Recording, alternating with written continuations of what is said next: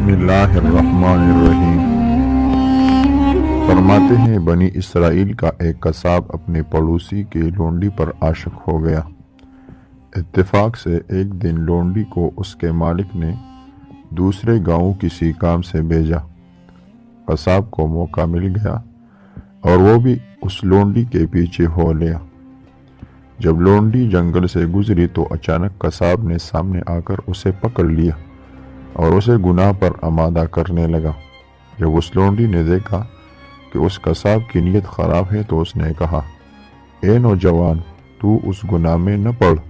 حقیقت یہ ہے کہ جتنا تو مجھ سے محبت کرتا ہے اس سے کہیں زیادہ میں تیری محبت میں گرفتار ہوں، لیکن مجھے اپنے مالک حقیقی اللہ عز و جل کا خوف اس گناہ کے ارتکاب سے روک رہا ہے۔ اس نیک سیرت اور خوف خدا رکھنے والی لونڈی کی زبان سے نکلے ہوئے یہ الفاظ تاثیر کا تیر بن کر اس قصاب کے دل میں پیوست ہو گئے، اور اس نے کہا، جب تو اللہ سے اس قدر ڈر رہی ہے تو میں اپنے پاک پروردگار سے کیوں نہ ڈروں؟ میں بھی تو اسی مالک کا بندہ ہوں، جا تو بے خوف ہو کر چلی جا۔ اتنا کہنے کے بعد اس قصاب نے اپنے گناہوں سے سچی توبہ کی اور واپس پلٹ گیا۔ راستے میں اسے شدید پیاس محسوس ہوئی، لیکن اس ویران جنگل میں کہیں پانی کا دور دور تک کوئی نام و نشان نہ تھا۔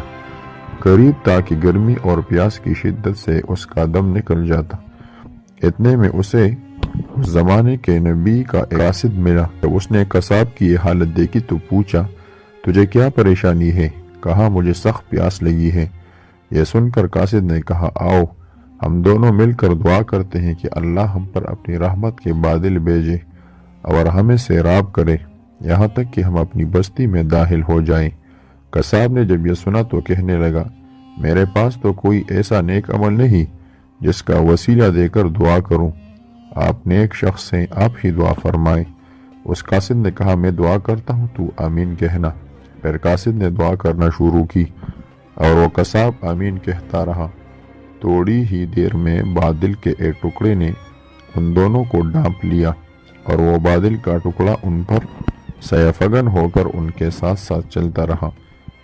جب دونوں بستی میں پہنچے تو قصاب اپنے گھر کی جانب روانہ ہوا اور وہ قاصد اپنی منزل کی طرف جانے لگا۔ بادل بھی قصاب کے ساتھ ساتھ رہا۔ جب اس قاصد نے یہ ماجرا دیکھا تو اس قصاب کو بلایا اور کہنے لگا، تم نے تو کہا تھا کہ میرے پاس کوئی نیکی نہیں ہے اور تم نے دعا کرنے سے انکار کر دیا تھا۔ پھر میں نے دعا کی اور تم آمین کہتے رہے، لیکن اب حال یہ ہے کہ بادل تمہارے ساتھ ہو گیا اور تمہارے سر پر سیفگن ہے۔ سچ سچ بتاؤ، تم نے ایسی کون سی عظیم نیکی کی ہے جس کی وجہ سے تم پر یہ خاص کرم ہوا؟